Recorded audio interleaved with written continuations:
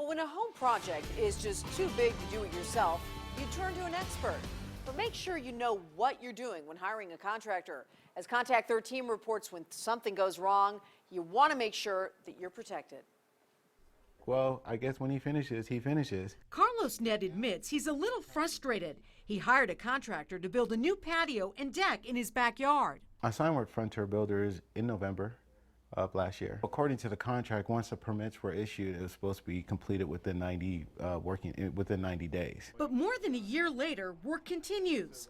On top of that, the cost of the nearly $50,000 project is climbing. It's totaling up to almost another $25,000. Carlos says he tried calling and emailing the contractor, but wasn't getting any answers. So he reached out to Contact 13. We spoke with Frontier Builders. The company owner confesses there's been a number of problems. We were waiting for inspectors.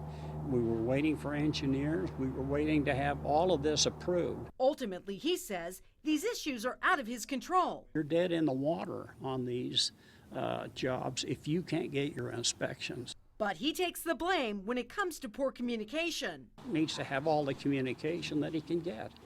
And so if I've been remiss in that, I feel bad. But you can see we're moving. And he's right. Work is happening, even if it's slower than expected.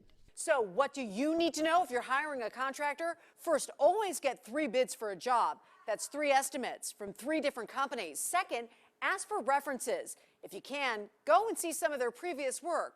And last but not least, make sure they're properly licensed with the Nevada State Contractors Board. Hiring a licensed contractor is important because you receive the full protections of the board. That includes investigative services. So if you have a problem, file a complaint like Carlos did.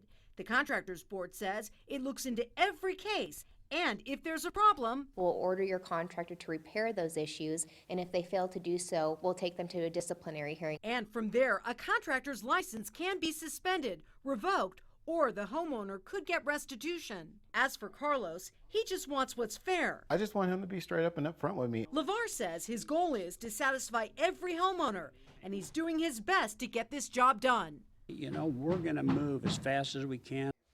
So here's the Contact 13 bottom line. Get everything in writing when hiring a contractor. For major jobs, your contract should include time frames for getting work done and payment schedules.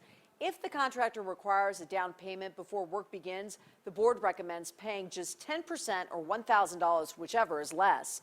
We have more information on our website. Just go to ktnv.com.